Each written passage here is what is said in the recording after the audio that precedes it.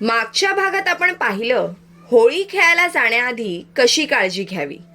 जर तुम्ही तो भाग पाहिला नसेल तर आधी तो भाग बघा, म्हणजे तुम्हाला होळी खेळल्यानंतर रंग काढणं सोपं होईल.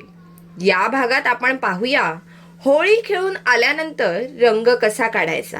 केसांना छानपैकी मुळांपासून टोकांपर्यंत तेल लावायचं आणि 20 मिनिटानंतर शॅम्पूने केस धुवून टाकायचे, म्हणजे केसातील सर्व रंग निघून जाईल.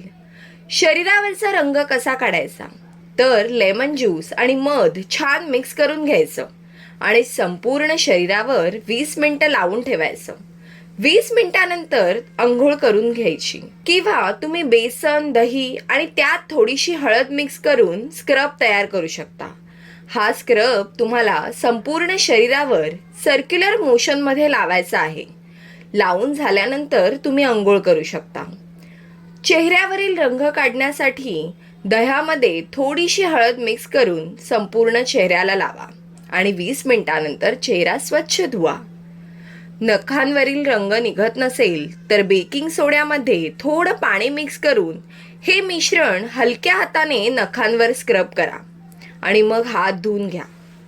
किंवा एका वाटीत खोबरेल तेल घेऊन त्यात 20 मिनिटे तुमची बोटे बुडवून ठेवा.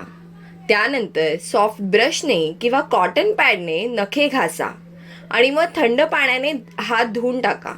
अशा पद्धतीने तुम्ही शरीरावरील रंग काढू शकता. होळीच्या आणि रंगपंचमीच्या सर्वांना हार्दिक शुभेच्छा.